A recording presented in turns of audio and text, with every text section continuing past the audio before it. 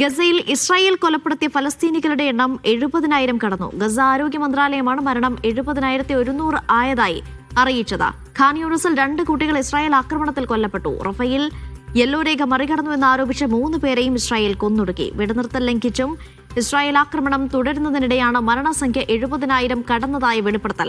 സിറിയയിൽ ഇസ്രായേൽ നടത്തിയ ആക്രമണത്തെ അപലപിച്ച സൗദി അറേബ്യ ഉൾപ്പെടെയുള്ള ഗൾഫ് രാജ്യങ്ങൾ ഇസ്രായേൽ നടത്തുന്ന എല്ലാ നിയമലംഘനങ്ങളെയും സിറിയയുടെ സുരക്ഷയും സ്ഥിരതയും തകർക്കാനുള്ള ശ്രമങ്ങളെയും ശക്തമായി അപലപിക്കുന്നതായി ഗൾഫ് രാജ്യങ്ങൾ കുറ്റപ്പെടുത്തി. MC നാസർ കൂടുതൽ വിവരങ്ങൾ നൽകാനായി ചേരുന്നു.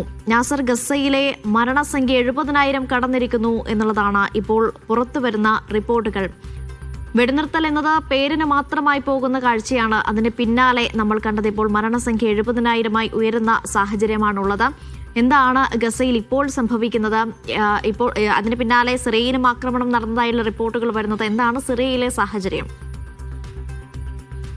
അനിഷ്ട, 2023 ഒക്ടോബർ 7 മുതൽ ആരംഭിച്ച ഇസ്രായേലിന്റെ കൊടും ക്രൂരതയുടെ ഏറ്റവും അവസാനത്തെ ഒരു കണക്കാണ് ഇപ്പോൾ ഇന്ന് ഔദ്യോഗികമായി തന്നെ ഗസയിലെ ആരോഗ്യ മന്ത്രാലയം പുറത്തുവിട്ടിരിക്കുന്നത്. 70,100 മരണസംഖ്യ മാറിയിരിക്കുന്നു. അതിൽ ഏതാണ്ട് 19,000-ലധികവും കുട്ടികളാണ്. അതിലും ഏറെ സ്ത്രീകൾ ഉൾപ്പെടുന്നുണ്ട്, വയോധികർ ഉൾപ്പെടുന്നുണ്ട്. ഏറ്റവും നിരപരാധികളായിട്ടുള്ള ഇത്രയും മനുഷ്യരെയാണ് ഇസ്രായേൽ ഇതിനകം കൊന്നൊടുക്കിയിരിക്കുന്നത്. ഇപ്പോൾ പിന്നിട്ട് ഏതാണ്ട് 1.5 മാസത്തിലധികമായി വെടിനിർത്തൽ കരാറുള്ള ഘട്ടത്തിലും 360-ലധികം പേരെ ഇസ്രായേൽ സേന ഈ വെടിനിർത്തൽ ലംഘിച്ചുകൊണ്ട് തന്നെ കൊലപ്പെടുത്തുകയുണ്ടായി. അതുമാത്രമല്ല, ഈ തകർന്ന കെട്ടിടാവശിഷ്ടങ്ങൾക്കുള്ളിലും മറ്റുമായി ഏറ്റവും ചുരുങ്ങിയത് ഒരു 10,000 മൃതദേഹങ്ങളെങ്കിലും ഉണ്ട് എന്നതാണ്. കാരണം കാണാതായ പലസ്തീനികളുടെ എണ്ണം അതിലും കൂടുതലാണ്. അപ്പോൾ 10,000 കൂടി കണക്ക് കൂട്ടുമ്പോൾ ഏതാണ്ട് 80,000-ന് മുകളിലേക്ക് ഈ മരണസംഖ്യ എത്തുന്ന ഏറ്റവും ക്രൂരമായിട്ടുള്ള ദാരുണമായിട്ടുള്ള ഒരു ചിത്രം കൂടിയാണ് ഈ കണക്കിലൂടെ ഇപ്പോൾ പലസ്തീൻ നേതൃത്വം വെളിപ്പെടുത്തിയിരിക്കുന്നത്. പക്ഷെ അതേസമയം തന്നെ അനീഷ സൂചിപ്പിച്ചതുപോലെ ഗസയിലെ റഫയിലും ഖാൻ യൂനിസിലും ഇന്ന് വ്യാപകമായിട്ടുള്ള ആക്രമണങ്ങൾ നടന്നു. 2 കുട്ടികൾ കൊല്ലപ്പെട്ടു. അതോടൊപ്പം തന്നെ ഈ യെല്ലോ ലൈൻ മറികടന്നു എന്ന് ആരോപിച്ചുകൊണ്ട് പിന്നിട്ട് ദിവസങ്ങളിലൊക്കെ അത്തരം കൊലകളും വ്യാപകമായി തുടർന്നുകൊണ്ടിരിക്കുകയാണ്. ഇന്നിപ്പോൾ 3 പേരെയാണ് ആ വിധത്തിൽ കൊലപ്പെടുത്തിയതെന്നാണ് ഇസ്രായേൽ പ്രതിരോധ സേന വെളിപ്പെടുത്തുന്നത്. ഇപ്പോൾ പിന്നിട്ട ദിവസം 2 യുവാക്കളെ വെസ്റ്റ് ബാങ്കിലെ ജനീൻ അഭയാർത്ഥി ക്യാമ്പിനോട് സമീപത്ത് കൊലപ്പെടുത്തിയിരുന്നു. അത് സംബന്ധിച്ച വ്യാപകമായിട്ടുള്ള പ്രതിഷേധം ഉയർന്ന ഘട്ടത്തിൽ ആ ഒരു കൊലക്ക് നേതൃത്വം നൽകിയ 3 സൈനികർക്കെതിരെ നടപടി സ്വീകരിക്കാമെന്ന് മാത്രമാണ് ഇപ്പോൾ ഇസ്രായേൽ പ്രതിരോധ മന്ത്രാലയം അറിയിച്ചിരിക്കുന്നത്.